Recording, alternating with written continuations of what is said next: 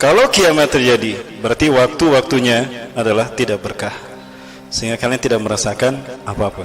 Apabila besok kiamat, maka tidak ada tempat yang aman di muka bumi, karena petaka-petaka besar akan terjadi dimanapun kita berada. Di daratan kita digencang dengan gempa, di daratan kita ditimpa dengan gempa, di lautan kita dihantam tsunami, di udara kita terhempas jatuh dari pesawat. Jadi di mana tempat yang aman? Tidak ada. Kalau besok kiamat, maka tidak ada tempat yang aman. Dan kiamat tidak akan terjadi melainkan ditiupkannya sangkakala yang kedua kalinya. Israfil itu akan meniupkan sangkakala 3 kali. Yang pertama nafhatus sa'at, yang kedua nafhatul faza, dan yang ketiga nafhatul ba'as. Tiupan yang pertama adalah tiupan yang menakutkan. Jadi sebelum hari kiamat, yang tidak iman walau sebesar biji sawi tadi, mereka akan mendengar suara yang menakutkan di seluruh dunia. Tiupan yang kedua adalah tiupan menghancurkan, maka alam semesta ini pun akan hancur. Ya, dan tiupan yang ketiga adalah nafhatul ba'as, tiupan untuk membangkitkan mereka di padang mahsyar. Kita kenalan dulu yang pertama dengan malaikat Israfil. Malaikat Israfil ternyata besar luar biasa. Bapak Ibu, alam semesta ini ternyata berbentuk trompet. Alam semesta yang bumi kecil ada di dalamnya itu trompet, seperti trompet. Dan NASA telah membuktikannya. Rasulullah menyebutkan demikian. Ya. Nah, ujungnya itu disimpan di mulutnya Israfil. Ujungnya itulah yang disebut dengan Sidratul Muntaha. Itulah ujung dunia. Kenapa disebut Sidratul Muntaha? Sidro artinya terminal, Muntaha penghabisan.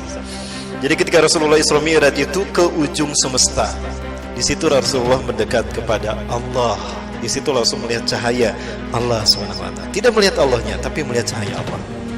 Hal ra'aita rabbana ya Rasulullah? Apakah Anda melihat Tuhan kita? La arahu. Lakinnani ra'aitu nuran safiyah hatta tan'amu qalbi. Aku tidak melihat Allah. Yang aku lihat adalah cahaya yang lembut sehingga hati saya merasa nikmat melihat cahaya tadi. Nah, ini lapisan langit-langit. Langit ke-1, ke-7, ke-6, ke-5, ke-4, ke-3, ke-2, ke-1. Ini pengusungan. Nah, disinilah bertemu dengan Allah. Baik. Dapat kita bayangkan betapa besarnya Israfil. Ujung semesta ini disimpan di mulutnya. Nunggu perintah dari Allah. Matanya nggak pernah melepaskan diri dari Allah. Dapat kita bayangkan betapa besarnya malaikat Israfil. Lalu Allah melipat langit dan bumi bagaikan melipat kitab.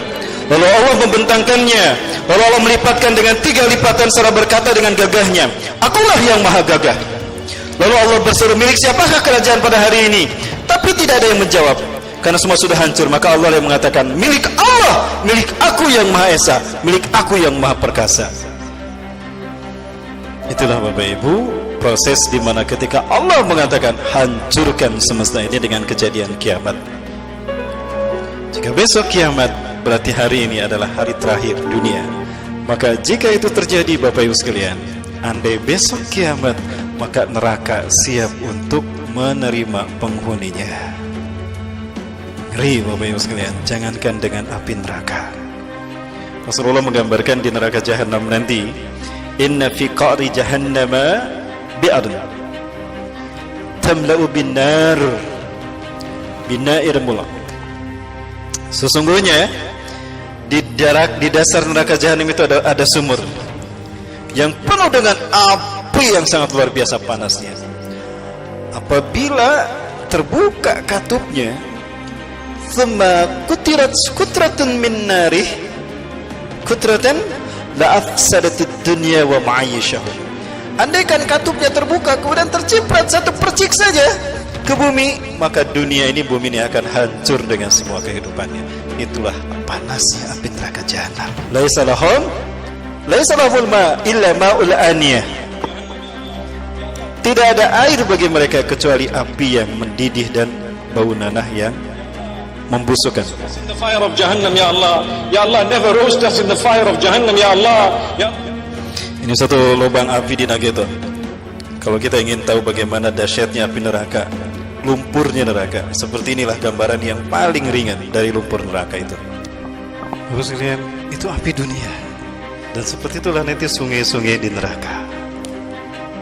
Bayangkan, Ketika mereka mau meminumnya, mereka bingung, bagaimana aku harus meminumnya? Tapi mereka haus. Ya, maka pada akhirnya pun mereka mengambil tulang belulang orang lain, digunakan untuk mengambil air tadi.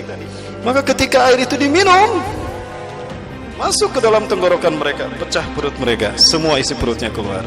Lalu mereka pun meleleh, hancur tinggal tulang belulang. Walaysa lahum ta'amun illa zakum, dan tidak ada makanan bagi mereka kecuali buah zakum. Lau kucrat minaz zakum kucratan ila dunya, andaikan diambil, dicubit sedikit saja dari buah zakum, badukan ke dunia, hancur dunia, sehingga bom atom. Nah, gambaran makanan ahli neraka itulah bom atom, itulah buah zakum, dan tidak ada lagi makanan bagi mereka kecuali itu. Jadi Bapak Ibu sekalian, inilah yang akan terjadi. Ibu-ibu sekalian, hati-hati. Rasulullah menyebutkan yang paling banyak di neraka itu adalah kaum wanita. Rasulullah menangis suatu saat dengan tangisan yang seperti anak yang kehilangan ibunya. Siti Fatimah dan Ali bin Abi Thalib datang. Ya Rasulullah, ada apa? Kenapa Anda menangis begitu? Aku teringat saat Allah memperlihatkan neraka kepadaku, dan paling banyak isinya adalah kaum wanita. Apa yang menjadi penyebab kaum wanita menjadi ahli neraka paling banyak? Satu, tuksirna la'ana, banyak ngerumpi, banyak kegosip. Yang kedua, watakfurnal asir, mengingkari suami. Maka dari itu apa kata Rasulullah? Agar kaum wanita tidak menjadi ahli neraka paling banyak, bikin suami ridho. Kalau suami sudah ridho sama ibu, kalaupun ibu meninggal walaupun sedikit amal ibadahnya, apa kata Rasulullah? Ayyum mamra'atin matat wa zawjuha nahradin dakhalatil jannah.